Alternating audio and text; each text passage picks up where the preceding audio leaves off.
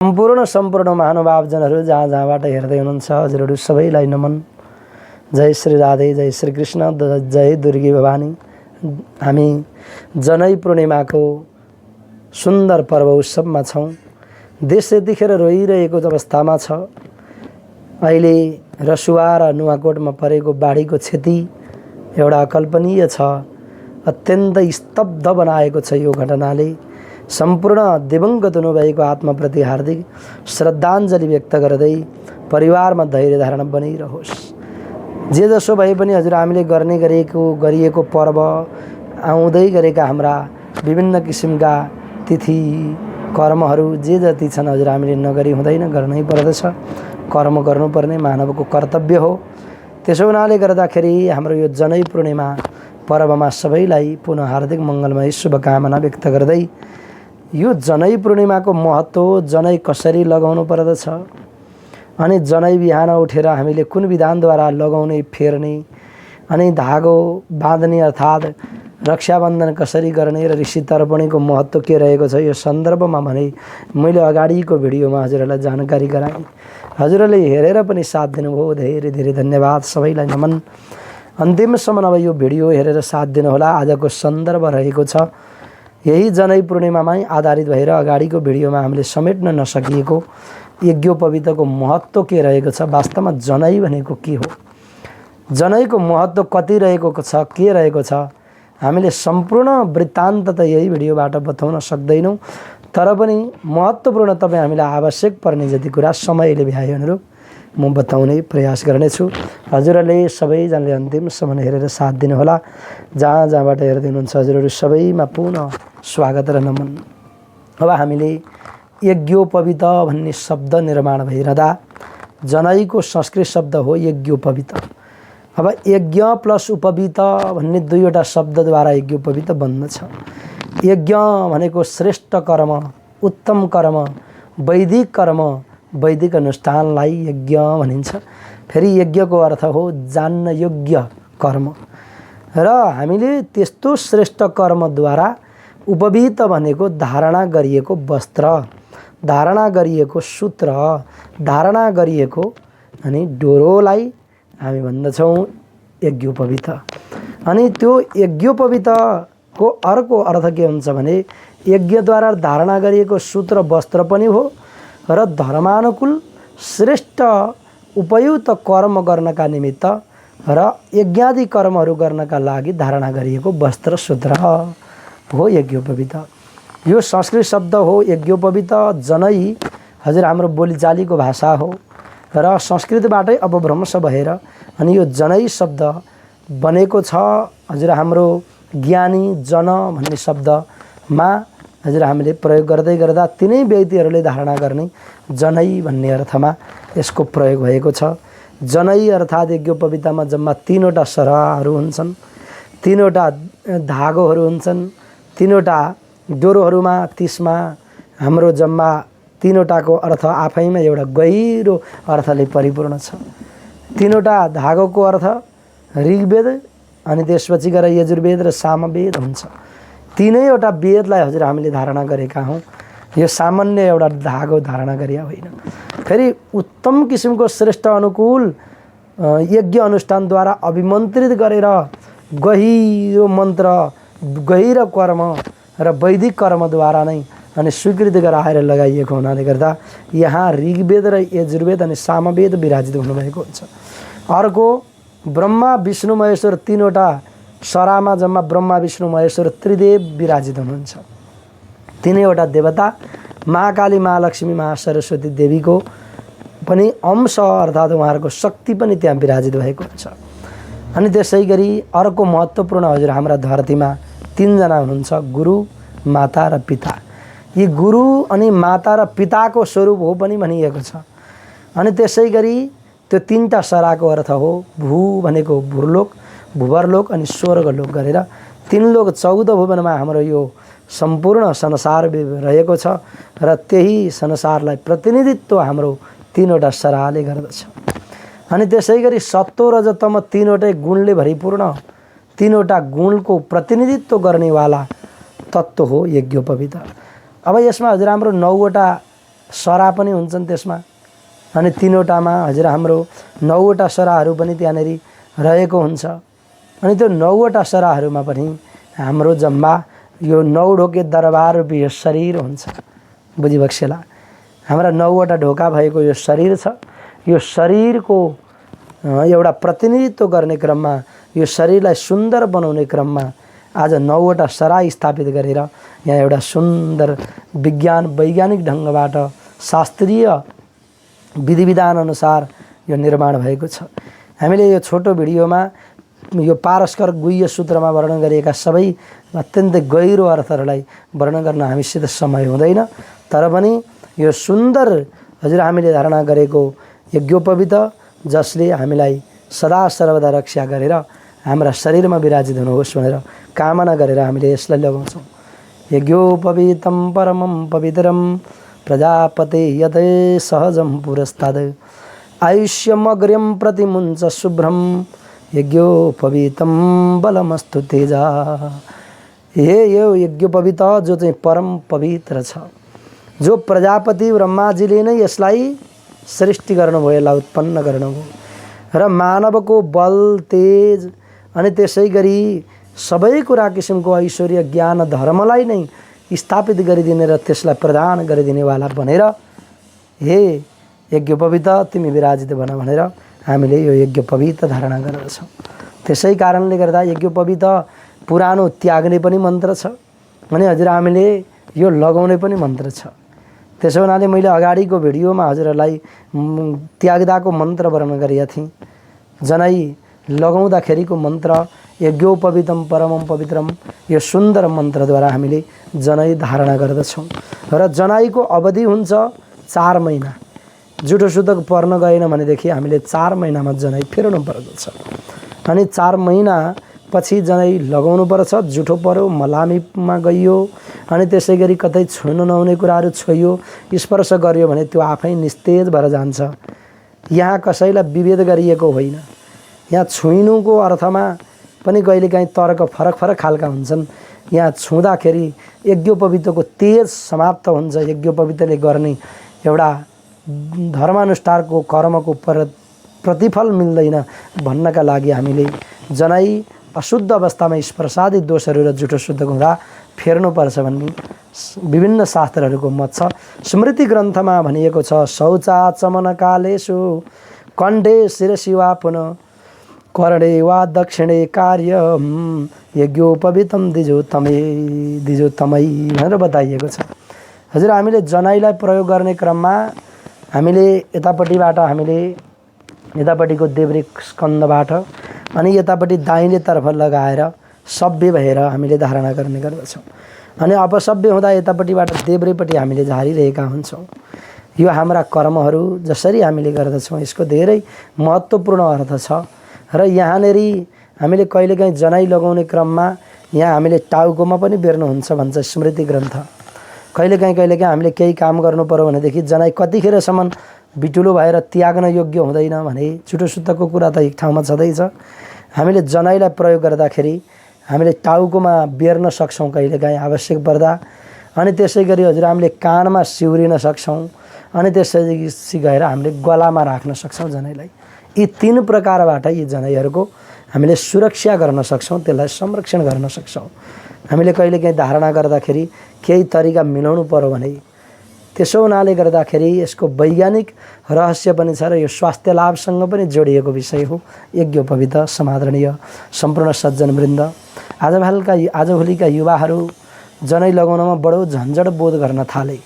हाम्रा छोराछोरीहरूलाई हामीले अलि अनिवार्य गर्न गरेनौँ अनि यसैबाट बिस्तारै धर्म लुप्त हुँदै जाने, संस्कार हट्दै जाने अवस्था सिर्जना भएको छ। कृपया हाम्रा बालबालिकालाई समयमा व्रतबन्ध गरौँ।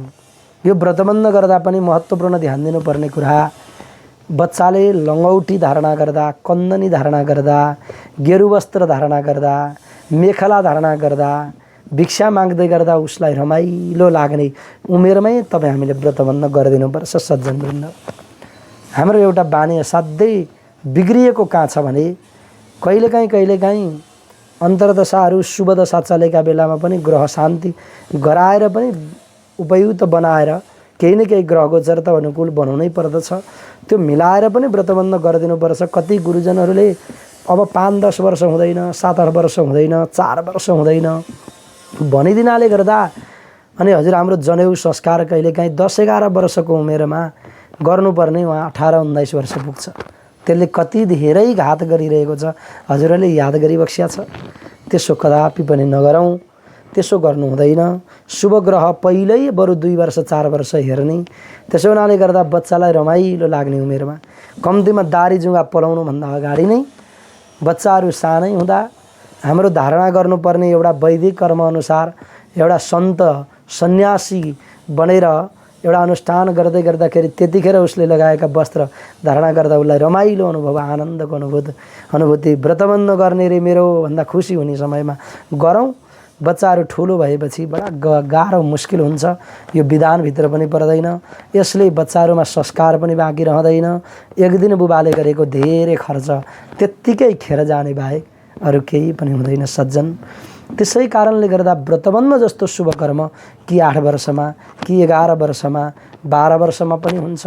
अनि 9-10 वर्षको उमेर अवधिमा पनि हाम्रो साइतहरू जुराएर अनि विशेष रूपमा बृहस्पति जुराएर अनि हाम्रो विभिन्न किसिमका दशा अन्तर्दशाहरू विभिन्न मिलाएर हामीले गर्नुपर्छ। तर अलि स्पष्टसँग हेर्नुपर्छ। 5-7 वर्ष 8 वर्षसम्म नजुर्ने भन्ने हुँदैन। त्यसै हामीले जुराएर ल्याउनुपर्छ। 2 वर्ष 1.5 वर्ष 1-2 वर्ष 2-3 वर्ष नजुर्न सक्छ। त्यो समयमा हेरेर कृपया व्रतबन्ध शुभको समयमा गरौँ।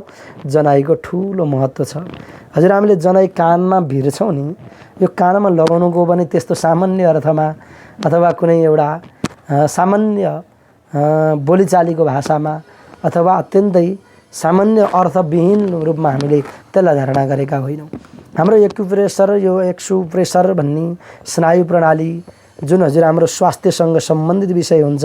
हामीले दाहिने कानमा जनाई भिरेर जस्तो हामीले बाथरुममा जाँदाखेरि लघुशङ्का र दीर्घशङ्का गऱ्यौँ भने त्यो स्नायु प्रणालीको सम्बन्ध चाहिँ हाम्रो लघुशङ्का र दीर्घशङ्का गर्ने अङ्गसँग जोडिएको हुन्छ। अनि जब स्नायु प्रणालीलाई त्यसले दबाइदिन्छ त्यो जनाईले, अनि दबाएपछि त्यो जनाईको प्रभावले गर्दाखेरि अनि हाम्रो लघुशङ्का र दीर्घशङ्का अर्थात् हाम्रो सर्ट टोयलेट अनि लङ टोयलेटलाई अत्यन्तै सहज ढङ्गबाट खुल्ने सजिलो वातावरण सिर्जना गराउँछ जनाईले। यसका रहस्यहरू धेरै छन्। त्यसै कारणले गर्दाखेरि अर्को एउटा महत्त्वपूर्ण कुरा छ। दाहिने काँधमा हजुर हामीले जनाई भिरेर जब दीर्घशङ्का लघुशङ्का गर्दा एकतिर जनाई शुद्ध रहन्छ। जनाईलाई एउटा अधिकार दिएको छ कानमा भिर्नका लागि। अर्को हजुर हाम्रो विभिन्न स्नायु प्रणालीहरूसँग त्यसले सिधै कनेक्सन राख्छ अनि त्यसपछि गएर विभिन्न कर्महरूमा सहज बनाउँछ। अर्को हजुर हाम्रो यहाँ दाहिने काँधमा जनाई भिर्नुको अर्थ हाम्रो अनाहत चक्र, जुन अनाहत चक्रसँग यसको सम्बन्ध जोडिन जान्छ अनि त्यसलाई चाहिँ जो चाहिँ हजुर हाम्रो अत्यन्तै शुद्ध बनाउँछ। अनाहत चक्र जुन हजुर हामीले यहाँ दाहिने काँधबाट कम्मरसम्म लाँदाखेरि जनै लाँदा पनि अनाहत चक्रसँग जोडिएर अनि त्यसले सहज बनाएर हाम्रो जनै संस्कारले हामीलाई धेरै कुरा स्वास्थ्य लाभ प्रदान गर्ने कुरा वैज्ञानिकले पनि स्वीकार गर्नुहुन्छ। वैज्ञानिक भाषामा यसको अझै महत्त्वपूर्ण प्रसङ्गहरू थुप्रै छन्। हामीले संक्षिप्त रूपमा बुझ्दाखेरि पनि यसको महत्त्व अत्यन्तै दिव्य छ। अनि अर्को महत्त्वपूर्ण कुरा शरीर र हृदयको ऊर्जालाई यसले सन्तुलन गर्दछ जनाई लगाउँदा। आजभोलिका बच्चाहरू फ्याल्न तयार हुन्छन्। त्यसैले छिटो रिसाउने, आफूमा एउटा नियन्त्रण छैन अनि सानो कुरामा पनि गम्भीर भएर पीडित बन्ने यी लक्षणहरू हाम्रा बाबु नानीमा परेको हुन्छ। हृदयको ऊर्जासँग सन्तुलन राख्ने चिज हो जनै संस्कार। त्यसको प्रयोग पनि हुनुपर्छ बिहान बेलुका सन्ध्योपासन कर्म गरेर। सन्ध्योपासन कर्म गर्नलाई धेरै लामो समय दिनु पर्दैन।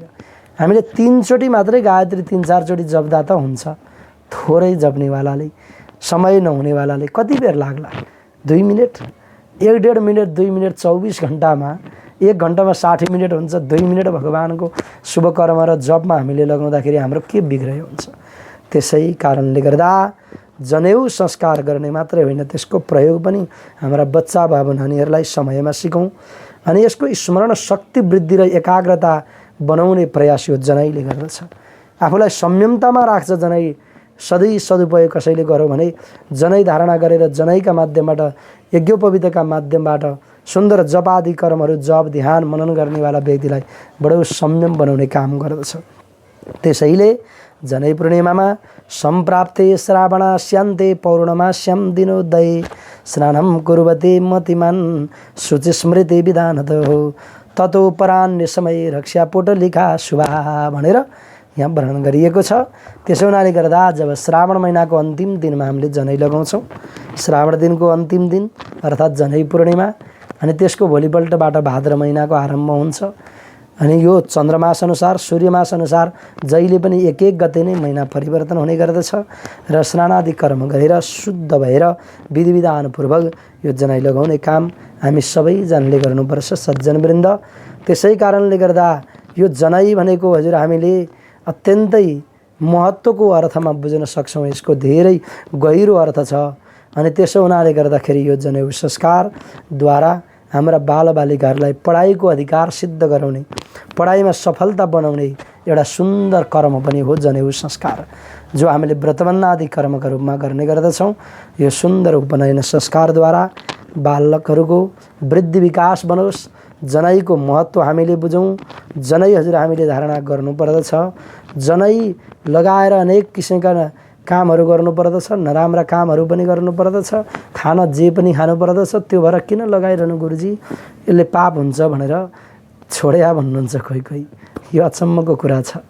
हजुर हाम्रो जनै लगाई खानु हुँदैन, जनै लगाएर जे पनि गर्नु हुँदैन भन्ने त्यति ज्ञान रहेछ भने जनै त्याग्दा चाहिँ कति चाहिँ पाप लाग्ला भन्ने पनि ज्ञान हुनुपर्छ। जबकि नराम्रा काम कर्म खान नहुने कुरा, बोल्न नहुने कुरा, गर्न नहुने कर्म गर्नका लागि एउटा जनै बन्धन हुन्छ भनेर एउटा नास्तिक कोही व्यक्ति त सोच्दछ। कसैको भावमा त्यो भाव त पलाउँछ भने आज साँच्चै संयम भएर यदि कोही जनै लगाउँछ भने उसलाई कति धेरै पाठ सिकाउला, कति धेरै संस्कारी बनाउला। 100मा 10 जना व्यक्ति जनै लगाएर पनि कुसंस्कारी भएको उदाहरणहरू छन्, नभएको होइन। फटाहरू पनि छन्, नराम्रा कर्म गर्नेहरू पनि छन्। त्यो हुनाले गर्दा त्यो सबैलाई जोडेर भन्नु हुँदैन, हेर्नु हुँदैन। तर केही सज्जन वृन्दहरू पनि हुनुहुन्छ। त्यसैले संस्कारलाई, संस्कृतिलाई नत्यागौँ। जनै संस्कारको ठुलो महत्त्व छ। हजुर हामीले यिनै भावद्वारा सुन्दर प्रक्रियाबाट यो जनै पूर्णिमा मनाउँ। ऋषि तर्पणीको अर्थ भरद्वाज, गौतम आदि गरेका ऋषिमुनिहरूको तर्पण गर्ने कर्म हो। तर्पण गर्ने ऋषिमुनिहरूलाई तर्पण गरेपछि हामीले ऋषि ऋणबाट छुट्छौँ। अनि पितृहरूलाई खुसी औँसीमा सम्झना गर्दा पितृ ऋणबाट छुट्छौँ। देवादि यज्ञ कर्महरू गर्दा अनि त्यसै गरी सन्तान प्राप्ति गरेर सन्तानलाई उचित शिक्षा दिँदा पनि पितृ ऋणबाट छुट हुन्छ है, याद गरिसला। अनि त्यसपछि यज्ञादि कर्महरू, पूजापाठ, व्रत उपासना, सामाजिक कर्महरू गर्दा देव ऋणबाट छुट्छौँ। त्यसैले यस्तो महत्त्वपूर्ण ऋषि तर्पणी पर्व, जनै पूर्णिमा पर्व र रक्षाबन्धन, यी सबै पर्वहरूद्वारा सम्मिश्रण भएको सुन्दर पर्वले सबैको जिन्दगीमा सुख र आनन्द ल्याओस्। भवितव्य प्राकृतिक प्रकोपका कारणले पर्न गएको दुर्घटना, यो घटना भनेको हजुर हामीले धैर्य गर्नुपर्दछ। यो आपतकालीन कतिखेर पर्छ भन्ने टुङ्गो हुँदैन। र जति अगाडिको घटनाक्रमले जति दिवंगत हुनुभयो सबैको आत्मा परमात्मामा प्राप्त होस्, यो कामना गर्दै फेरि पनि हजुरहरू सबै जति देश विदेशबाट हेर्दै हुनुहुन्छ यो सुन्दर जनै पूर्णिमाको सबैलाई हार्दिक मङ्गलमय शुभकामना। सबैमा मङ्गल होस्, कल्याण होस्। हरि ओम तत्सत। फेरि हजुरहरूलाई अन्य भिडियोहरू, महत्त्वपूर्ण जानकारीहरू हजुरहरूले कमेन्टमा बताउनु भयो भने हजुरको कमेन्टको आधारमा अझै थप खोज अनुसन्धान गर्दै विभिन्न धर्म, संस्कार, संस्कृति, परम्परासँग सम्बन्धित विभिन्न व्रत उपासना, कहिले कहिले बस्ने विभिन्न पर्वहरूको महत्त्वको विषय सबै सन्दर्भहरूमा फेरि हामी जोडिनेछौँ। हजुरहरूले भने हेरेर साथ दिनुपर्नेछ। सबैमा जय श्री राधे। सबैको मङ्गल होस्, सबैको कल्याण होस्।